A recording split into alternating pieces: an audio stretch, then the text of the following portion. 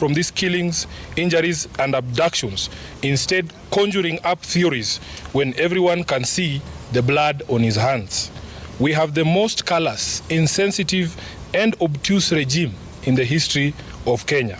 It is no wonder that chants of Ruto must go are ringing out all across our land.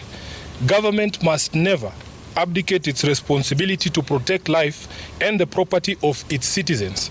And if it does, as Ruto has done, it deserves to go. As a party that was founded on the tenets of social justice, we shall walk the journey of bringing about justice and accountability for all of the regime's crimes since they took power. We stand with the people in their quest to liberate themselves politically, socially, and economically.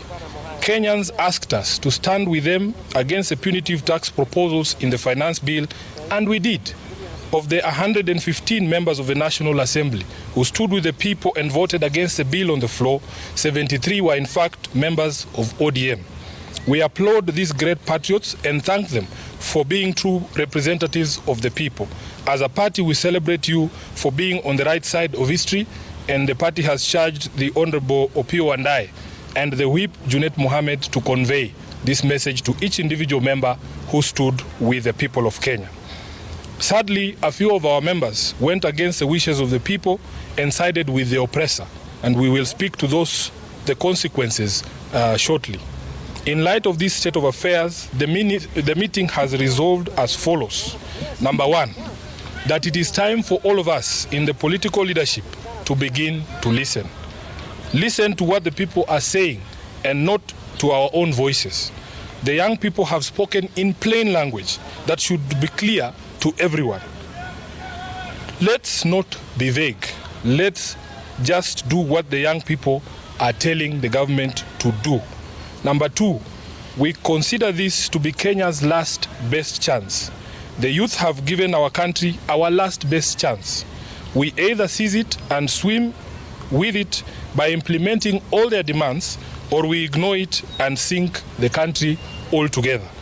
Number three, that the Kenya Kwanza regime must take full responsibility for all the deaths, injuries, and destruction of property arising from the violent suppression of peaceful protests.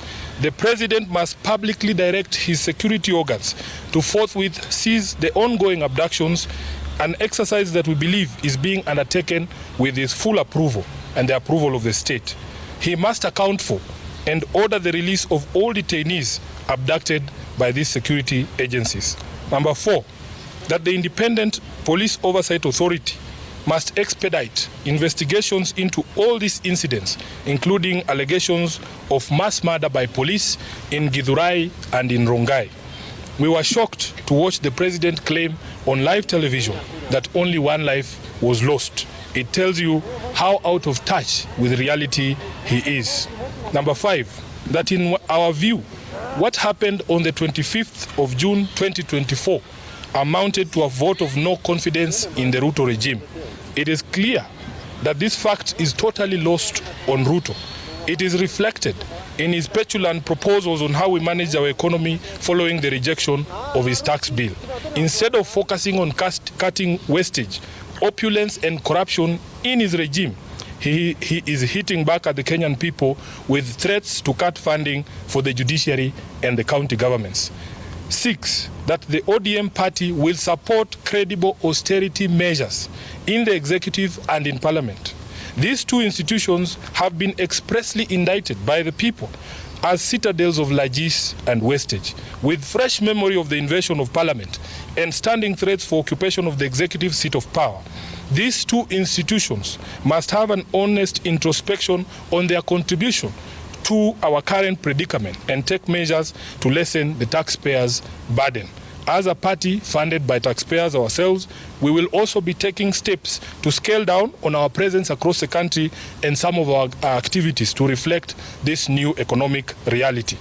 Lastly, that ODM shall initiate and lead recall processes in the following constituencies in light of the current office holders' repeated violation of their sacred oath and the wishes of their electorate. Number one, Game constituency. Number two, Bondo constituency. Number three, Navaholo constituency. Number four, Kajiado Central. Number five, Ikolomani. and lastly, Suba South in Homa Bay. Thank you. That is the end of the statement.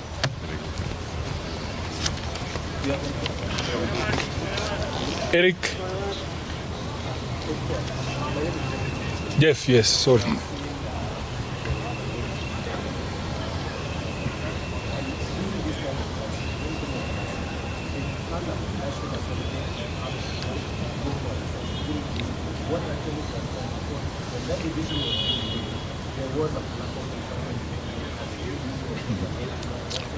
Kirui, can I first take questions that are related to the statement we've read? Brad, yeah. Please.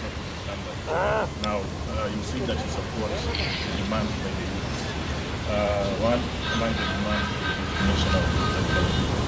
Do you support that? The youth have spoken in clear and certain terms. Let us not pretend like we don't hear what they are saying. You have heard it, we have heard it, Ruto has heard it. Next question.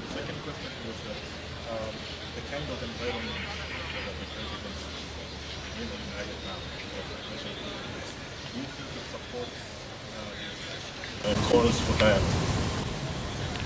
No, because nobody believes what the president is saying. His actions and words are totally different. And what we have called for in our statement, first of all, is he must publicly speak to his police, publicly, and tell them that he knows what they are doing, and Kenyans have asked that he stop. So if he doesn't stop that, really, there is really nothing to discuss. Many of the people he is looking for to have a discussion with are actually in custody. Yes, look. Like some 5 constituencies that you are going to initiate the report. 6. 6. Yes. How did you arrive at 5? Yes, the criteria was very simple. In our statement, we have said repeat offenders. Those who voted against the wishes of the people in 2023 and again did it in 2024, because there are a few who met their Damascus moments this year. Yes, this is the criteria we have applied, Luke, and we want to be able to focus on these 6 as a lesson to all the others. Is there any other question? Thank you. Thank you. Thank you very much. Asanteni sana. Asante.